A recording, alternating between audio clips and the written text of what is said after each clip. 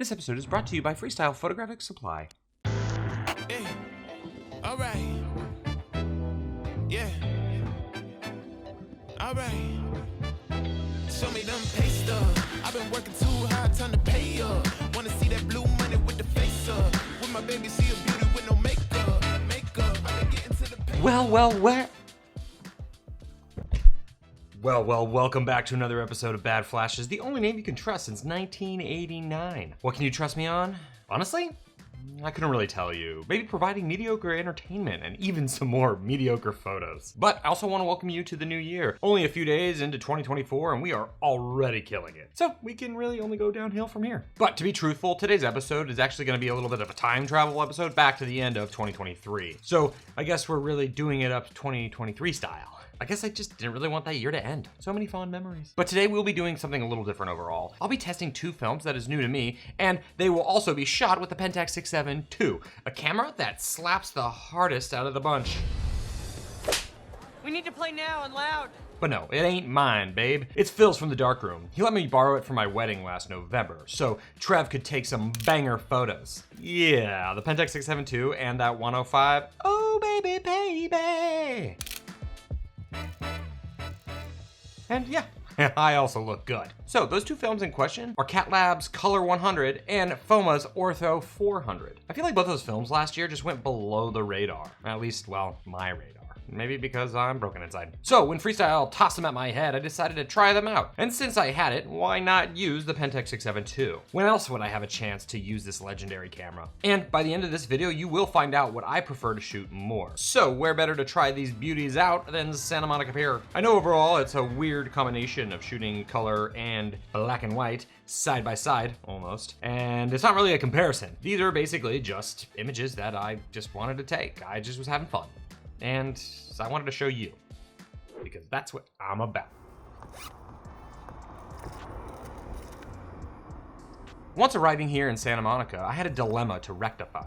Which film would I be shooting first? So after searching deep within, paying for parking like someone from the future, I decided putting that colored cat into my camera would be the best choice. Mostly because I knew when the sun would be going down, ISO 100 could be challenging, and according to my Skylight app, the sunset was going to be spectacular.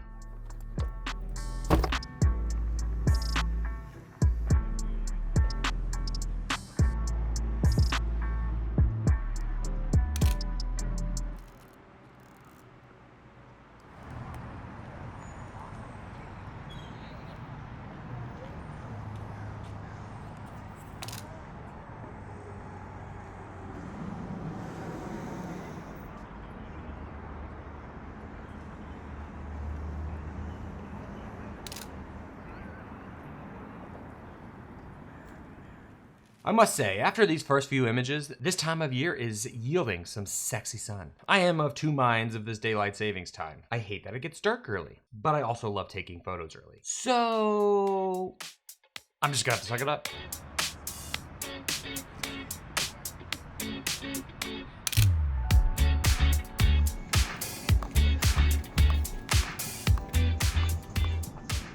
But going back to this film, one mystery remains. What is Catlabs 100 actually? Because we know it's probably not a cat that poops out film. That's just probably fact. I mean, there ain't no chemistry cats whipping up some new color film like Harmon's Phoenix. Nah, this came from some dungeon somewhere. So one quick search on that cesspool of the internet, Reddit, most people seem to think that it is Aerocolor 4, which makes some sense and I can totally see that.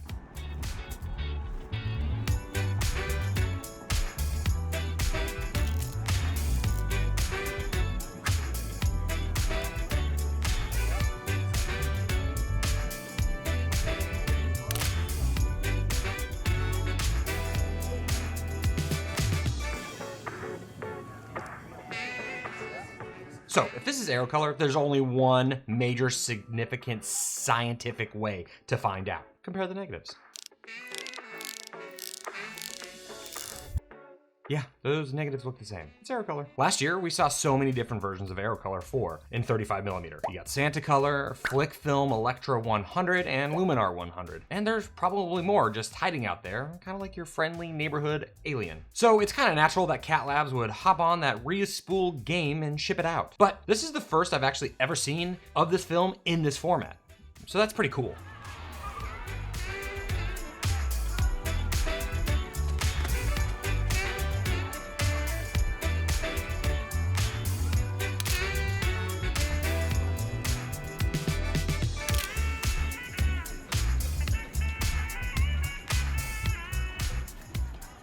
Okay, yeah, so now we have to talk about that giant elephant in the room, the light leaks. To put it plainly, they are all over this roll like melting butter on a lobster bisque, but a little less delicious. And looking through other results is kind of hard because there aren't many examples out there. I've tried just Googling it, I've tried Instagramming it, and there's not a lot. So I'm not quite sure why my rolls are littered with light leaks, pun intended.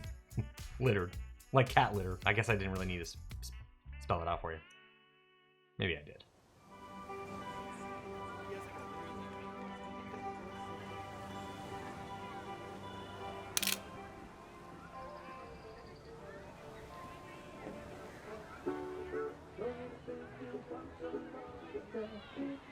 Now, you have probably heard this before, but Aerocolor ain't my thing. Especially when you can get Portra 160, Ektar, or even Gold for around the same price. And all those films will give you a better result overall, if that is something that you're after. But with that said, I do really like these photos overall, especially this one of the couple. They look like they're having a fun time on vacation.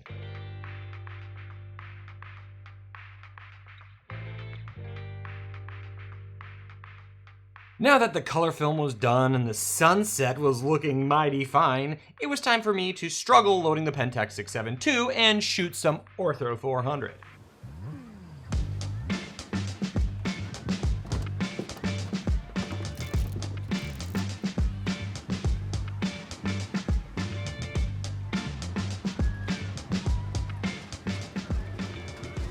Now first off, damn Daniel! I'm into it. These two shots of this highly photographic bird are nothing really that special. And unfortunately, that's what I hear about me a lot of the times.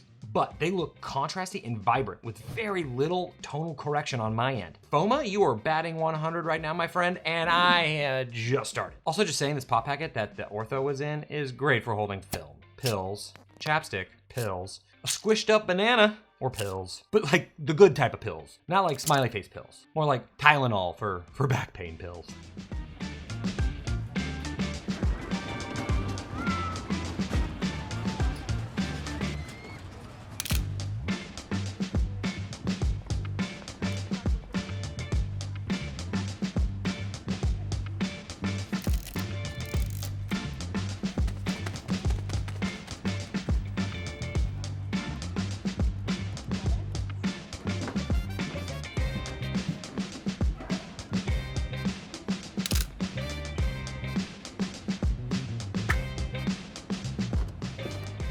Another thing that you will notice about this film is the dreamlike quality that it produces. It might just be due to the lack of halation layer in the film giving you those Orlando blooms, but if you remember back to my first Ortho go around, that is what I fell in love with in the first place about Ortho film. Now, if you don't remember that first go around with Ilford's Ortho film, don't worry, it's on my channel, you can go watch it. Also click on all the ads, not so shameless plug. Thanks. But Ortho film is actually quite old in terms of its technology. Ortho's films aren't sensitive to the red light spectrum like panchromatic films are, which are most black and white films sold these days. Pick up a black and white film, and I'm pretty sure it's panchromatic. All this really means that your reds will show up a little darker than they would usually.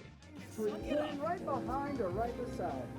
I want to make it easy for people to walk. But do you know what is my favorite? Shopping for some film. And do you know where you can get some film? Freestyle Photo. Freestyle has been hanging around this channel for a while now. Not as long as it's been in business, which is about 77 years, but long enough for you to know that they are the place to go for anything photographic related. They are one of the biggest suppliers of photo equipment in the country. They supply schools, they supply mom and pop shops with film, they even supply that big boy B&H. Whenever I'm in the market for expanding my photographic journeys, Freestyle is always there supplying me with what I need to take me even further into this addiction. When I started enlarging my own prints, Freestyle had all the chemistry, all the papers, and all the accoutrement that I needed to make some dope-ass prints. Not to mention, Freestyle is one of the biggest collections of film you will ever see. You will find things there that you never knew existed, with some of the best prices around. Not to mention, both these rolls came from Freestyle, so you know they got the goods. Whether you're shopping online for some new film, or some supplies, or even some swag, Freestyle has you covered. Either visit their LA location or visit them online. Okay, well, let's check out some more black and white goodness.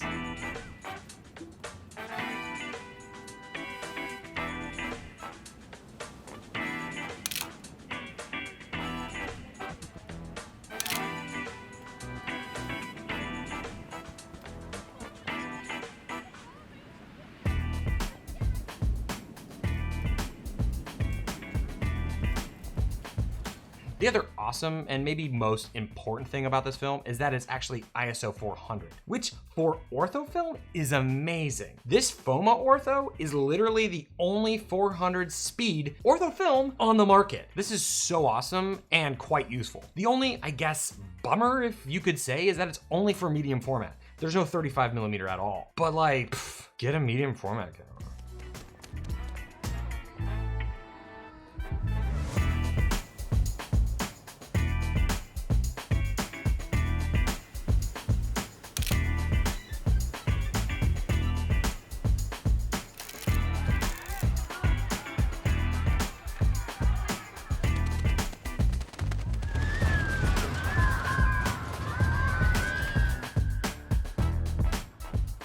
Well, that's a bummer.